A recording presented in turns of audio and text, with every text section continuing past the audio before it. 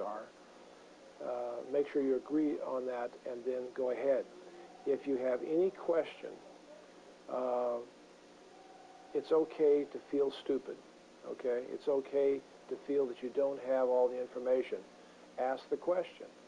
Once the exporter and the buyer agree on the terms spelled out in the pro forma invoice, the buyer will list on the invoice the documents required to clear the shipment through customs in Taiwan. Then we will take the pro forma invoice to prepare the import permit from our government to get approval from them. And after we have import permit, then we will take this to the bank to apply for the letter of credit.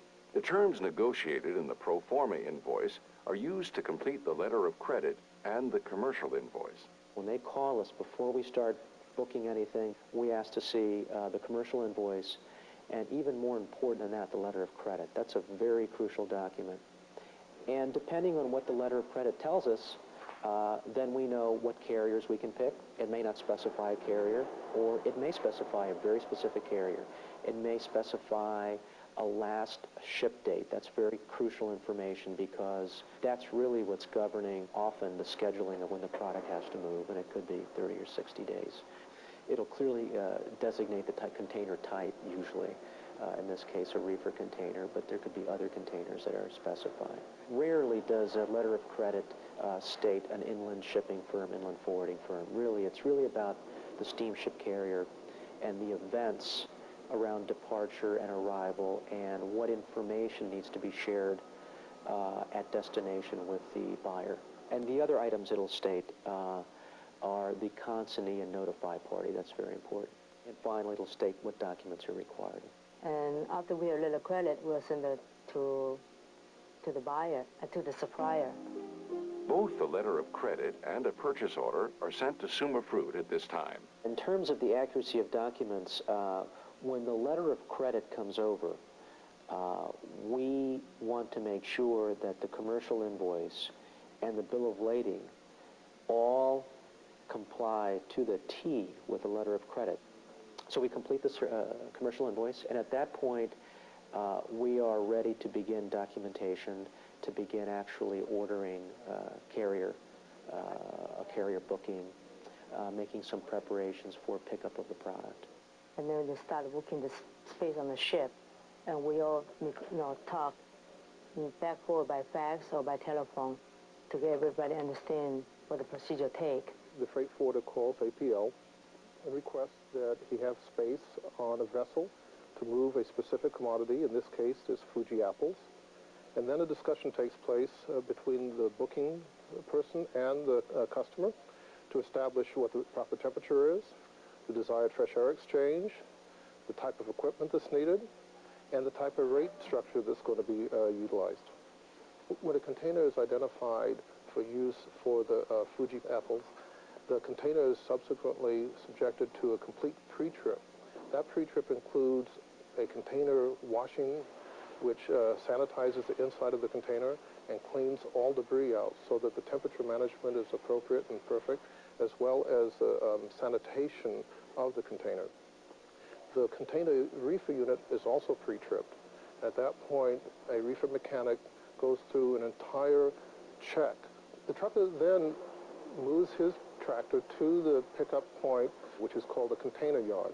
From that point forward, the trucker picks up the refrigerated container, moves the refrigerated container to the maintenance facility where the container and a genset is attached. The trucker moves the refrigerated container with an operating genset to the customer's facility. While all this has been going on, the exporter has been getting the apples ready for shipment. This entire process starts at the orchard where the apples are carefully grown and picked. You have to have the proper picking, hauling, handling of the fruit through the packing process. Grading has to be handled properly. You want to verify that to the customer and to anyone else who ever needs to know that that fruit was in good condition here. So typically, you'll get a USDA federal inspection for condition and grade. In the case of fresh apples exported to Taiwan, the United States government, through the Export Apple and Pear Act of 1993, requires that a USDA federal state inspection certificate be completed for each shipment. Many exporters recommend getting an inspection certificate even when it is not required by law. The certificate is evidence that the fruit was in good condition at the time it was loaded and can be useful in the event of a claim. In addition to this certificate, many foreign governments, as well as some buyers, require a U.S. phytosanitary certificate for fresh plants and plant products. The phytosanitary certificate states that the shipment has been inspected and is free of harmful pests and plant diseases. Once you have documented that the product is free of harmful pests or disease and in good condition, it's important to take the appropriate steps to ensure that the shipment reaches the destination market in the same condition. Since the export shipments are not only going to be hauled in a container from here to Oakland, they're also going to ride on board a ship and are going to ride several thousand miles in the open seas on top of a ship that's possibly swaying left and right. We want to make sure that that fruit gets there in condition suitable for the buyer to accept. We have to treat it differently because the in-transit is different. We have to anticipate things like high seas and that type of thing, and extra stress on the box. Therefore, typically, we use the same pallet, but oftentimes we'll use extra strapping. Oftentimes, we will add corner boards, which will make the boxes stand more erect. We use the padding as an extra padding inside the box.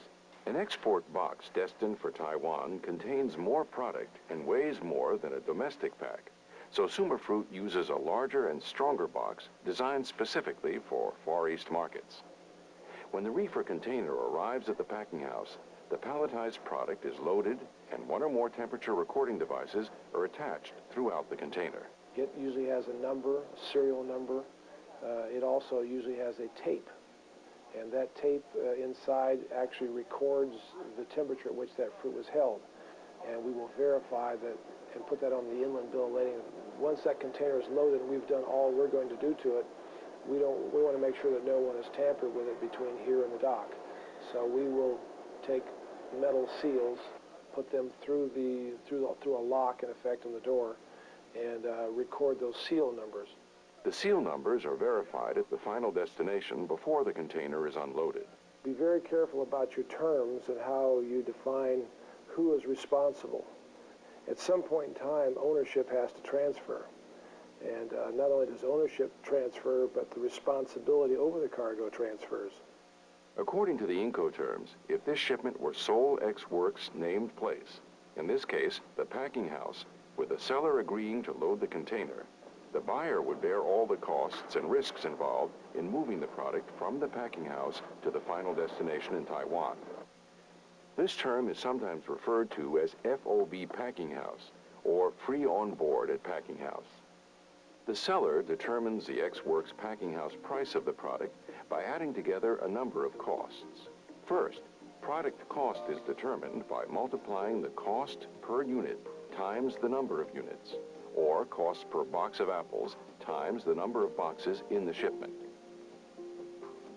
To this number, any of the following costs are added as they apply to the shipment: profit or markup, commissions, banking fees, palletization, freight forwarding and documentation fees, USDA grading and phytosanitary inspection fees, and temperature recorder charges.